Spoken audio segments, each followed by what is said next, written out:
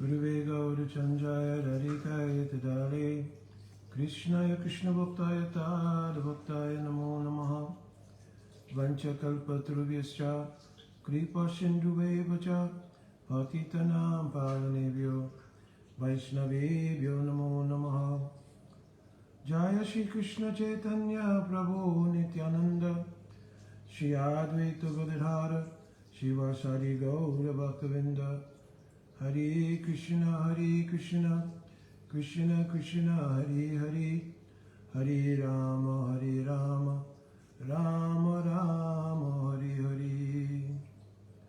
Dandavat Pranam devotees. So I'm going to do a short video to answer a question I received regarding the comparison between Sri Krishna's appearance and the process of Diksha. So I've actually pulled out the commentary here to be able to give a better explanation. And it's been quoted many times in Harikatha that the transference of the appearance of Sri Krishna in the mind and then heart of Vasudeva was transmitted to the mind and heart, and then by meditation and perception, the womb of Devaki. So I want to read the relevant verses here and take a look at the commentaries and give some explanation of this. So then I'll go back over it at the end to kind of summarize things. So first I'll quote the verses that are relevant. This is going to be, I think it's 10 to 16. So 10th canto, 2nd chapter, verse 16. Bhagavanapi Vishwatma Bhakthanam Abhayan Karaha Avisheshamksha Bhagena Mana Akana Anakan Dundubi. So it's another name for Anakan Dundubi is another name for Vasudeva. So here it's mentioning the translation of this verse is Bhagavan, the Lord himself, although he's Bhagavan, Vishwa Atma, he's the soul of all other souls. So, or the essence of all other souls, or every other soul has come from him. So Vishwatma, Bhaktanam Abhayam Karaha. And he makes all of his devotees fearless. Right? Avishesha. He entered Anksha Bhagena.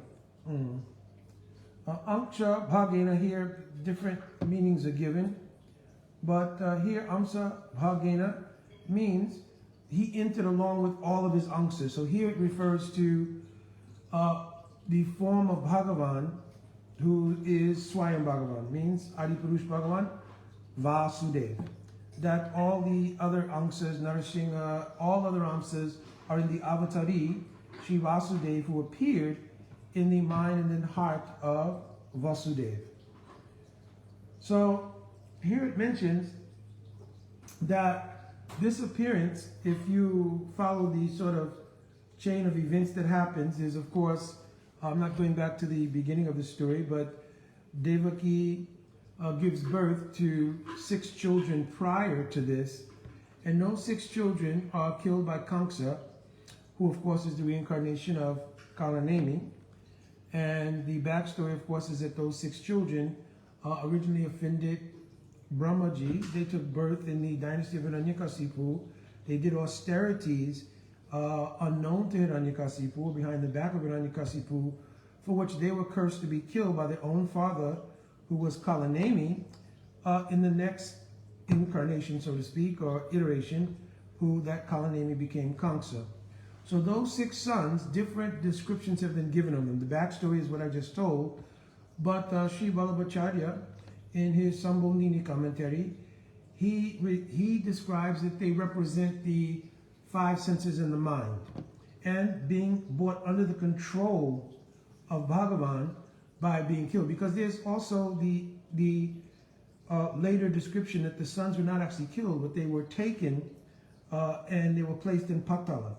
So there's a whole story. I don't want to go down that track because then we'll lose focus here. So he describes they were like the five senses, including the mind. Srila Vishwanath Chakravarti Thakur, in his commentary, also echoes that same thing. Srila Bhaktivinoda Thakur later on, which was then echoed by our Srila Prabhupada in his writing on those verses related to the six sons of Devaki, mentions they also represent six of the attributes like Kam, Krodh, Lobha, Moha, Matsya, Matsarya. So these six sort of natural enemies to progress in spiritual life, that they were also, is what was, quote, killed by Kamsa. So of course, then in the seventh manifestation in the womb of Devaki, then Sankarashan appears. This Sankarashan represents the principle of, it says, Garbha Sankarshanat Garbha. So it says that Sankarshan is called Sankarshan because he was taken from the Garbha of Devaki. But the Acharyas have also mentioned Sankarshan means that which attracts everything. So in this regard, the appearance of Sankarshan in the womb of Devaki, the extraction from the womb of Devaki was arranged by Krishna himself through his Yogmaya. He ordered that Yogmaya should go to the dungeon of Kamsa and should take the presence of Sankarshan, who's the Angsa of Baladev Tattva, from the womb of Devaki and transfer it to the womb of Rohini. In the Mayak Drishya, means in the external vision, it appeared that Devaki had a miscarriage of the seventh child. But the presence of this Sankarshan Tattva also means the presence of Suddha Sattva. So in regards to the context in which we're speaking, by the presence of Suddha Sattva, it becomes a suitable place for the descent of Bhagavan. Now, just like when Swarup Shakti descends, it is mentioned, Suddha Sattva Viseshatma Prem Siyamsa Samyabha Ruchivis Chittamasvinya Kiraso Bhava Uchate. Right? So, Swarup Shakti is described as being composed of a Ladini and Sambit. But its descent or its place of resting is on the Sandini Shakti. Sandini Shakti means the pure state of spiritual existence. Right? So, the womb of Devaki then became qualified to receive in the context of what we're speaking. So try to keep the context here. Because we know that Prithvi and Sutapa, and then in turn Aditi and Kashyapa, and then finally in this third manifestation, that Vasudeva and Devaki had already prayed. They wanted a son like the Lord. You understand? And of course the Lord tells them, there's no one like me, so the Lord agrees to appear himself as their sons. He does so in the first as Krishna Garba, and the second is Vamandev, and of course now as Avatari, Sri Krishna Bhagavan, or Vasudeva. So, but in the context of what we're describing here, the removal of any kinds of anarthas and the representation of those six sons, the seventh son being the presentation of the Sandini Shakti and the state of Suddha Sattva, and then the descent of the personification of Aladini and Sambit, meaning Vasudev, who's also Avatari, meaning the source of all the other avatars here. This is what is meant by Amsabhagena. He is the complete form containing all the other Amsas. Right? So now the Devaki's womb is a suitable place, right, for the descent. Vasudeva then, by his glance, it's explained, by his looking into the eyes, it's given in one part of the commentaries here, by his looking into the glance, not by any seminal arrangement, right, but simply by looking into the eyes of Devaki, he transfers that Vasudeva, which has appeared to him in his pure state, into the mind, into the heart of Devaki. So let me read the relevant sections in the commentary to try to get an understanding of this. So I've read the first verse about his appearance in the mind and heart of Vasudeva, right? Then it says, Tato Jagan Mangalam Achyutta Anksham Shamahitam Sura Sutena Devi Dadhara Sava Atmakam Atmabhutam Kashta Yata Ananda Karam Manashtaha. So here it says that after the Lord had appeared to Vasudeva, that all auspicious Lord, who is complete in everything, and he already existed, means in the form of Antaryami, super soul, Janardhan, because that will come up later on. He already was existing just as the moon exists in Purvadisha, in the eastern horizon, right? And at the appropriate time, we see the rise of the moon. So in the same way, saying that already that situation was there, especially because Devi here means Jyotirman. Jyotirman means the pure state, as we describe Sudasattva, in which the capacity to accommodate the Lord is present. So that was already existing in the womb of Devaki. So then he says, after that, he was meditatingly, this is the English translation of this, he was meditatingly transferred by Vasudeva into the mind and heart of Devaki. Devaki, by meditation, experienced also that manifestation in her own womb because she had the absorption in wanting to be the mother of Bhagavan. You understand? So therefore, she had the experience also that her womb actually was illuminated with the presence of Vasudeva. So here in the commentary of Srila Sridhar Swami, Bhavarta Dika Tika, the commentary of Srila Sridhar Swami, it's called Bhavarta Dipika. I'm just going to read it. The Lord is embodied auspiciousness for the world. So this is Jagan Mangalam.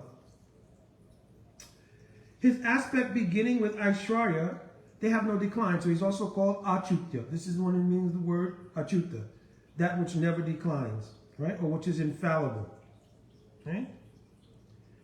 And Achyutasya Angsha Eva Angsha. And Angsha is like an Angsha of Achyuta. So it means when he came full. Just like he appeared in the mind and heart of Vasudeva, he was fully present with all Amsas, everything in the mind, heart, and womb of Devaki. It says also, particularly, he took this form in the womb, heart, mind of Devaki as a means of showing mercy to the devotees. So in the 10th canto of Bhagavatam, of course, it is mentioned there, Anugrahaya Bhaktanam, Manushinam Dehi Namastita. So when Bhagavan descends, he also descends Anugraha out of his mercy to give pleasure to his devotees. So here that's also being mentioned. Anugraha means mercy, also shows mercy to his devotees. She was effulgent in the sense that she was full of transcendental existence. So here he says Devi means Jyotirman, which I spoke earlier, which means Sudasattva. So what I spoke earlier, Srila Sridhar Swami is explaining here in his Bhavarta Dipika Tika, right? Devi means Jyotirman, it means, Jyotirman means effulgent, but what effulgent? The prabhav or influence of the presence of Sudasattva. That's what sustained the appearance of Vasudeva, the Lord. Then he says, here's the important part also. He was transferred by means of scriptural initiation, right? So in other words, he's given a comparison here of Vasudeva transferring the presence of the Lord from his heart and mind into the heart and mind of Devaki as being analogous to Guru giving Diksha to a disciple. So this is where the genesis of this has come from, right? In the commentary of Sridhar Swami, and it has been echoed by other acharyas, and the reason is because the actual idea of Diksha is just that, is the transference from the heart of Sri Guru, their realization of the name, form, qualities, parikas, and pastimes of Bhagavan, the transference of all of those things through Harikatha first, in which the Nam, Rup, Gun, Parika, and Leela, they are established in the Harikatha of Sri Guru. Then at the time of Diksha, in a concise form, Dibya Gyanam Hiyanto Shimanti Mantre, Bhagavat Surup Gyanatena, Bhagavat Sambandha Visesh Gyanam. Right? So then in a concise form, in the form of the mantra, Gurudev imparts realization into the heart of the disciple, which unfolds over the course of time due to their sudden bhajan and their gradual purification. So Srila Sridhar Swami has made this connection in relation also to the appearance of Lord Krishna. Right? So here is the original statement, and then the, again, flushed out or expanded statements of the Acharyas and descriptions of the Acharyas in this regard, and how it is also, like I said, analogous to the transfer from the heart of Guru to disciple, the name, form, qualities, parikalil, etc. of Bhagavan into the heart of a disciple through the medium of the Diksha mantra. Understand? So hopefully, Prabhu, this was answering your question. I did not want to answer without giving you references. So you have two. One is going to be the verse I quoted earlier, and then 2:10 to 18 is where, again, in that commentary there of Sridhar Swami on that verse, he gives this description about by scriptural initiation, right? And let me read the footnote here, the annotation, the footnote here as well. So Sridhar Swami's statement as follows. At the time of initiation, because Sridhar Swami goes on to explain this, at the time of initiation, Guru instructs the disciple about meditation. Then the latter makes the form of the Lord, which had just been explained, enter into his own heart. Similarly, Vasudev locked his glance in Devaki's eyes.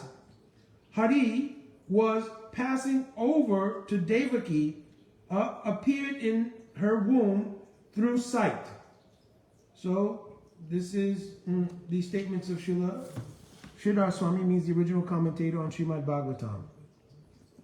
So this is the reference to how the comparison of Krishna's Janma Leela is to the idea of Diksha from Guru to disciple. All right, Prabhuji, hopefully this was very helpful to you. I've given also the references. Again, let me go back. One is 10 to 18, where it speaks exactly about that transfer. And the other is going to be 10 to 16, in how the Lord appears in the heart and mind first of Vasudev. Right? All right. Also, another point to be made here is that, of course, the meaning of the word Vasudev is described in Srimad Bhagavatam. So it's described Sattvam Vishuddham Vasudeva Shabditam. The state of consciousness in which the Lord is perceived is called Vasudeva. So, Yat Idyate Tatra Pumam Apavrita. In the state in which the Lord is manifest, uncovered. So, an interesting thing is to be understood here as well. When Sri Krishna appeared to Vasudeva and Devaki, he appeared in the form of Vasudeva, or the form of the Lord containing all the other incarnations, everything else, but he appeared uncovered. Right? Yat idyate, because this was their upasana, this was their worship. Yat idyate tatrupumam apavrita. He appeared uncovered. Like this. Right? So the idea here is that he appeared as Bhagavan. You understand? What is it that makes the Brijabasi see Krishna not as Bhagavan? The fact that he is covered. He is covered by Yogmaya. You understand? Being covered by his Yogmaya potency, and that Yogmaya potency's prabhav, influence, affecting all Brijabasis, they don't see Krishna as Vasudeva, Bhagavan. They see that he is Nandalal, Yashodanandan. They see that he is the friend of Subal and Sridham. They see that he is the Gopi Janavalabha, that he is the beloved of gopis. This is due to the covering of Yogmaya. When that covering of Yogmaya is removed, the appearance of Bhagavan as Bhagavan is prominent. Understand? So this is another aspect to this whole understanding. Understand?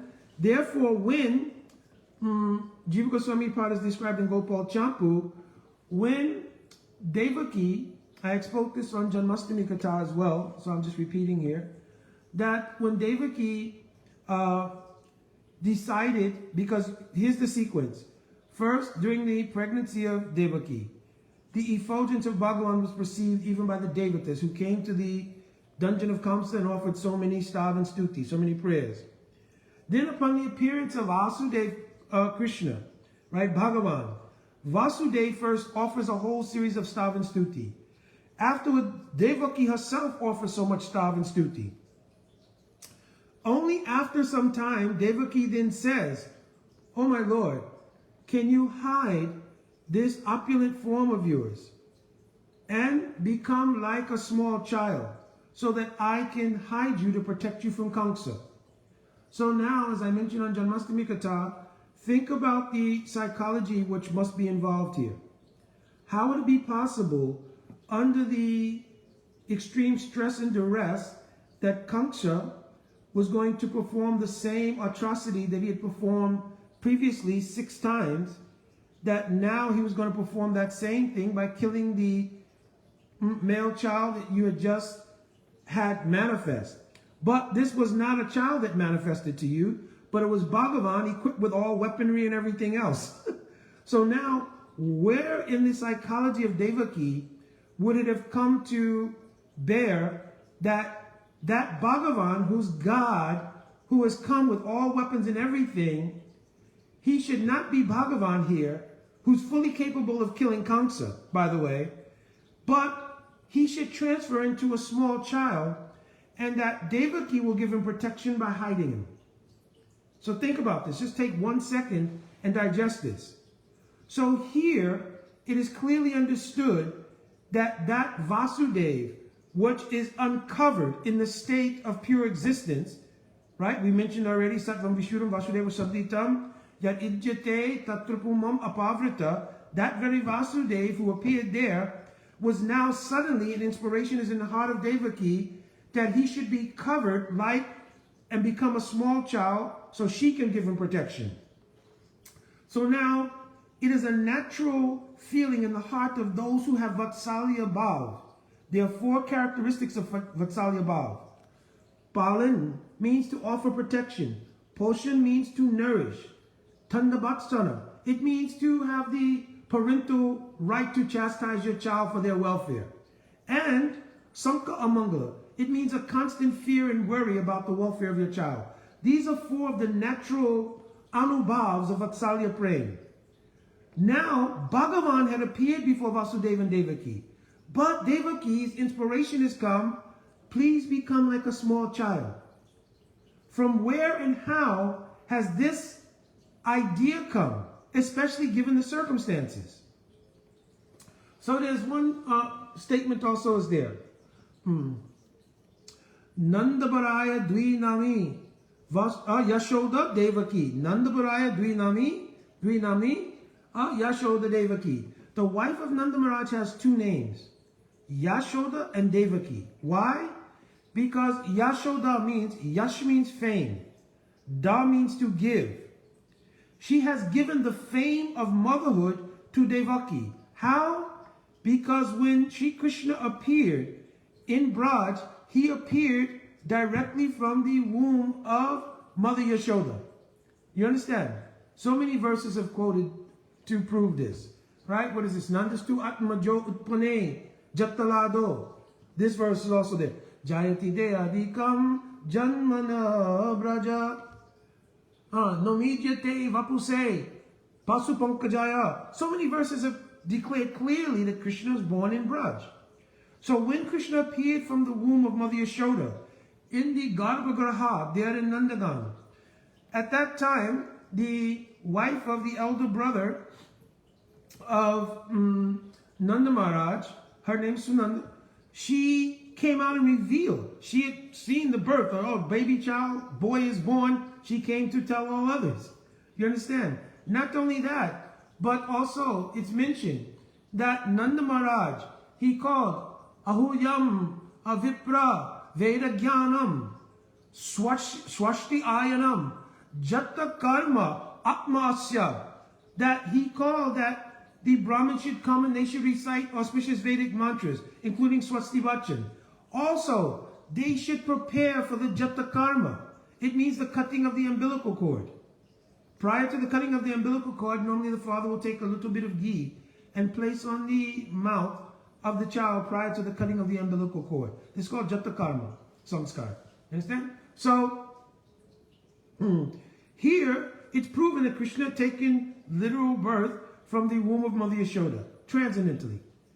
After Krishna appeared, Mother Yashoda became overwhelmed by sleep. This is also the influence of Yog Maya. And after Krishna was born, Vishnu Anuja or Krishna Anuja appeared, which was his own Shakti, Yog Maya Shakti, an Angsa or Prakash of Yog Maya Shakti. Jiva Goswami says that it was that Yog Maya Shakti that was ordered to go to the dungeon of Kamsa and to bring the Angsa Sankarshan from her womb and put into the womb of Rohini Ma to be merged with Baladev Tattva. So now it's described that same Yog Maya Shakti transported, this is Jiva Goswami's own statement in Gopal Champu, transported the form of Yashoda Nandan, Brajinda Nandan Sri Krishna, to the dungeon of Kamsa via the conduit of Yoga Maya in that Prakosh. In that Prakosh means in that chamber of Yoga Maya Shakti, the guards guarding the gate of the dungeon where Vasudeva and Devaki were, they fell asleep.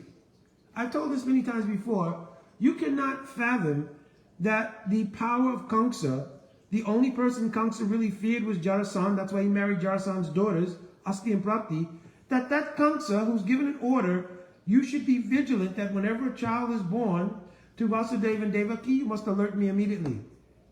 The two gods will say, oh, we fell asleep. So again, just be real.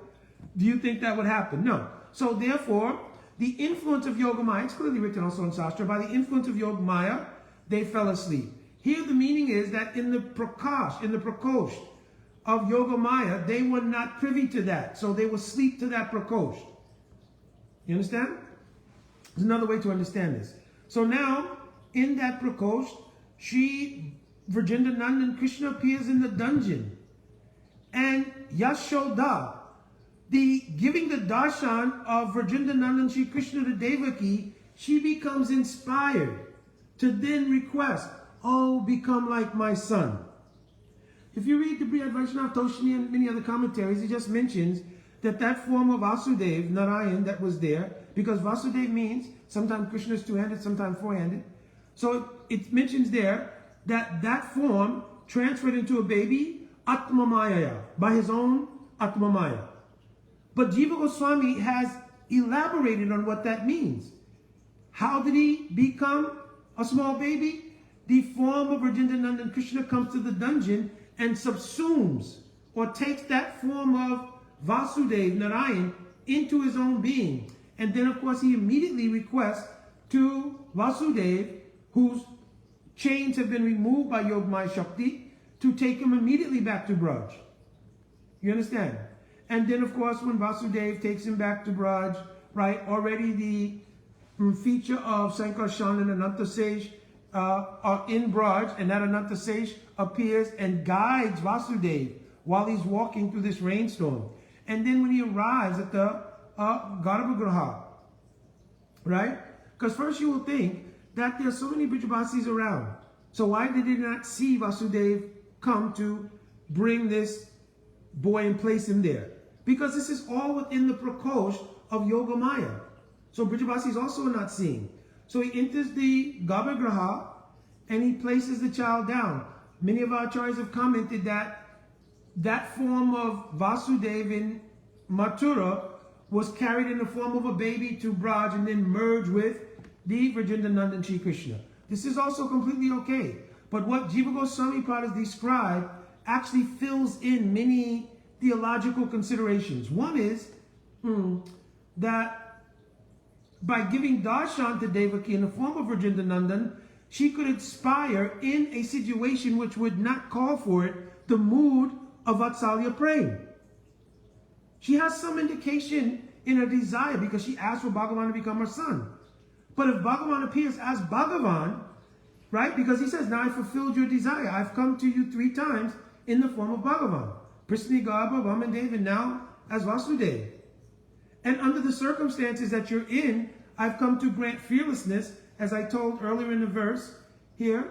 And in that state, your fearlessness would be, Bhagavan has come. Bhagavan can easily kill Kamsa and free us from all of these things. But your prayer then become a small baby, and I'll protect you.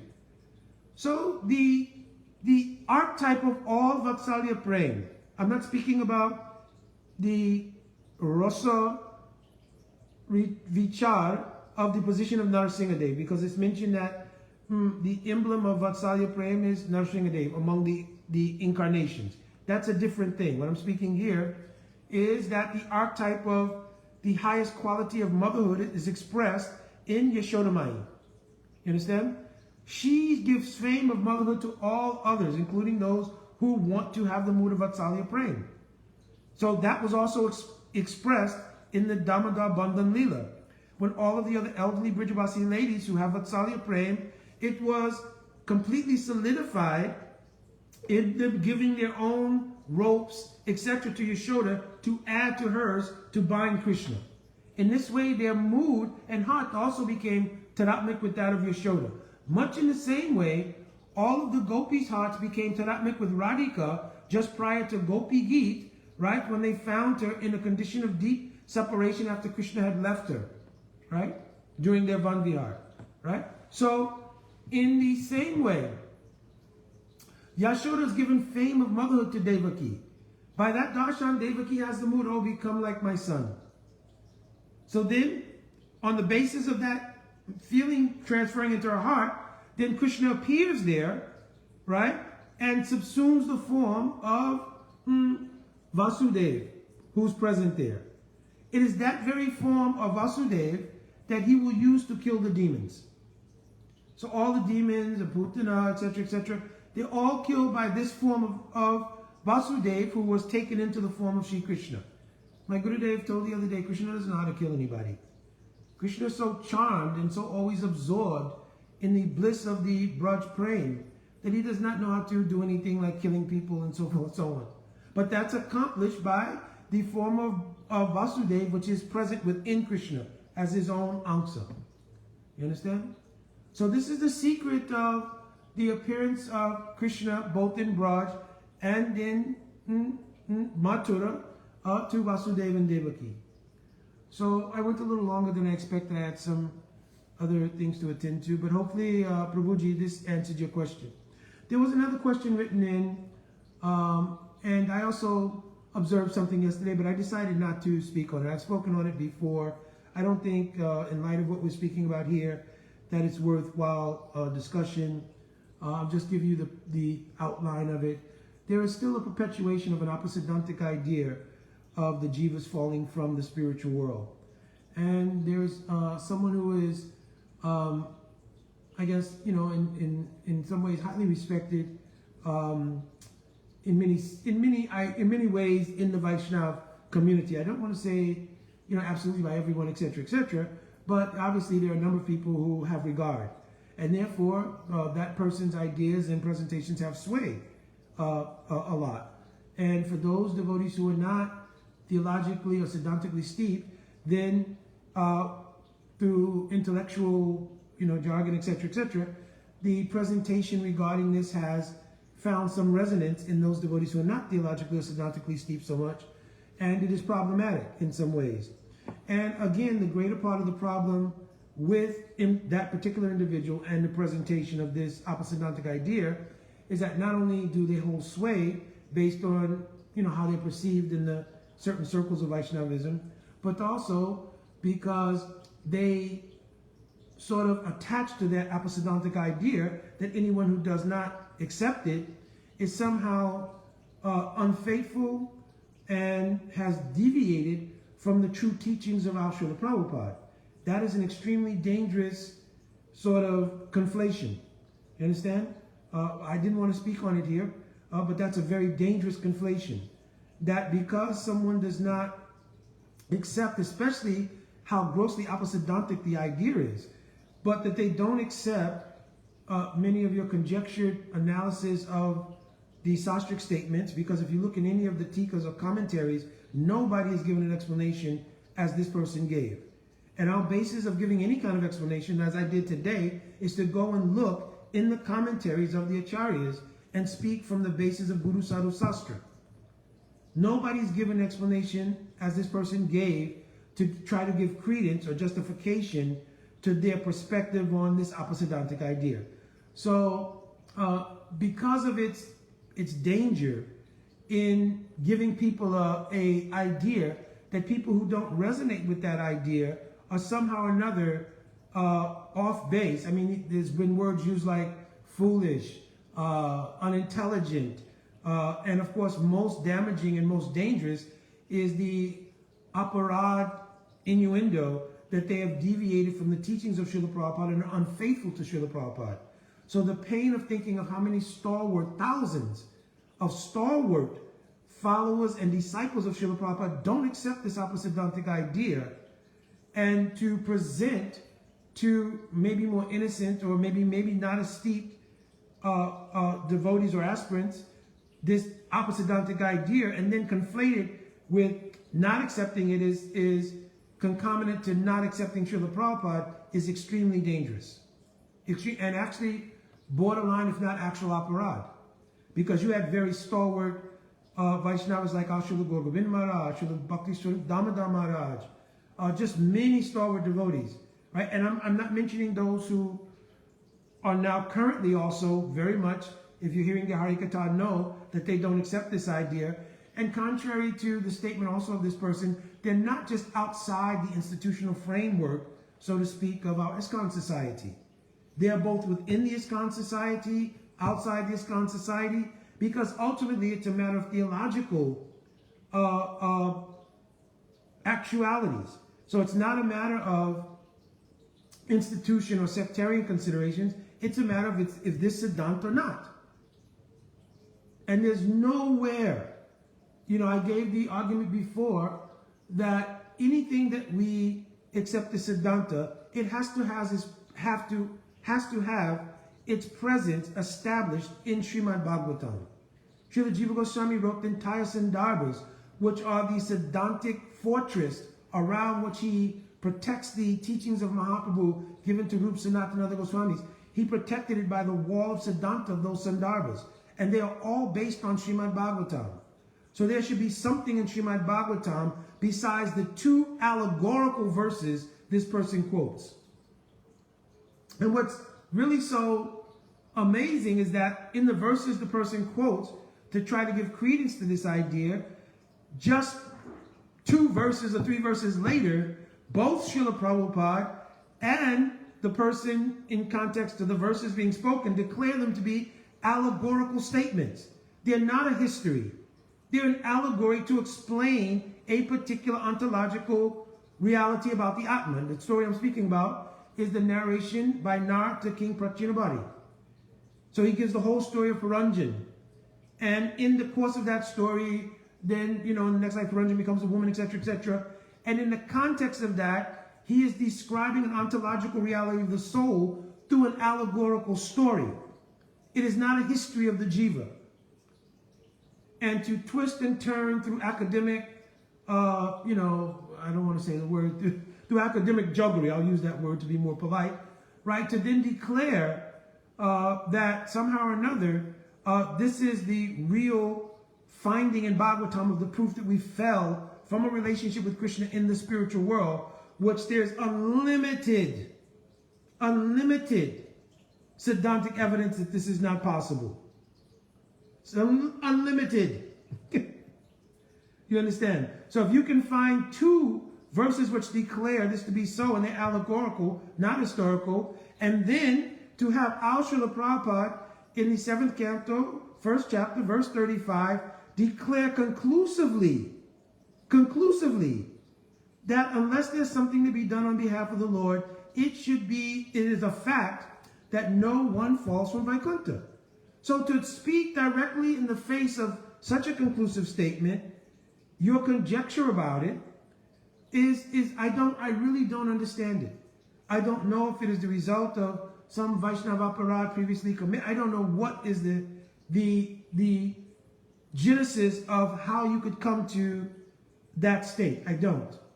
And even if it was your firm conviction of understanding, then to present it in a way that was not offensive to others, to say, you know, I mean, from everything I've read or understood, this is what I've gleaned from the writings of Srila Prabhupada.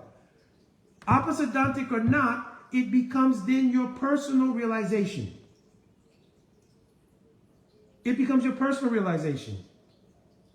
And if there's sincerity in practice of bhakti, everything can be reconciled. But when you extend out your personal, in this case, opposidantic conclusion, and you conflate that with loyalty to Srila Prabhupada, especially for those who've done so much service to Srila Prabhupada, Srila Prabhupada's mission. I may be appearing to get a little bit heated because it is a very sensitive thing for me. Because to indicate or give innuendo, insinuation about some disparaging qualities of Vaishnavas, I can't tolerate it. So my point here is that if that was your personal conviction and understanding, and you declared it as such, I would not say a word. I would not, unless we spoke and we were talking or whatever, and this came up, I would not say a word.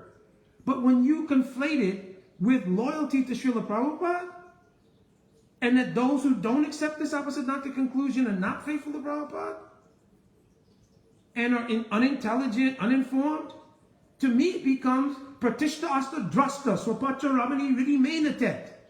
It becomes the proof of the audacious nature of a dog-eating prostitute dancing in the heart due to pratishta. Whether it's from academic, abhiman, I'm a scholar, I went to college, or whatever it is. Whatever that might be, please put it back in the box.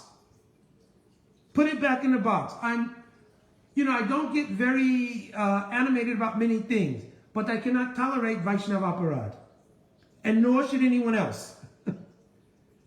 So my strong feeling here, my strong, obviously very strong feeling, is if this person gets wind of this, please, if it is your conclusion, if that's what you've understood, make it personal. Do not conflate it with our Srila Prabhupada. You have no right. You have no right to do that. Because many who've dedicated their lives to this process, they're not obliged to your understanding. And if they've gleaned from the writings of Prabhupada and Apurvacharya something different, you have no right to insult them because of your own understanding. And I don't know how, except for what I just stated, you could possibly come to a mental space where you could feel that that was okay to do in front of other Vaishnavas. So now I'm praying at the lotus feet of Guru Garanga that my animation and my deep displeasure at hearing the insulting of Vaishnavas, I hope that has not offended anyone else. This is my prayer. All right, so let us go back to our original conversation to dilute the energy of this whole thing. And hopefully, Prabhuji's, in regarding your question about Diksha and, of course, the appearance of Sri Krishna, you can find all of this in commentaries. Some commentaries are now in English.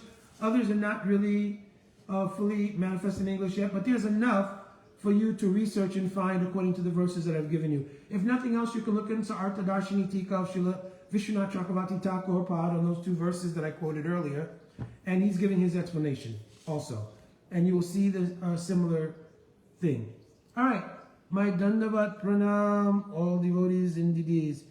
Vancha Kalpa Turubhischa, Kripa Sindhuvevacha, Patitanam Pavanebhyo Vaishnavebhyo Namo Namaha. Jai Radhe Radhe.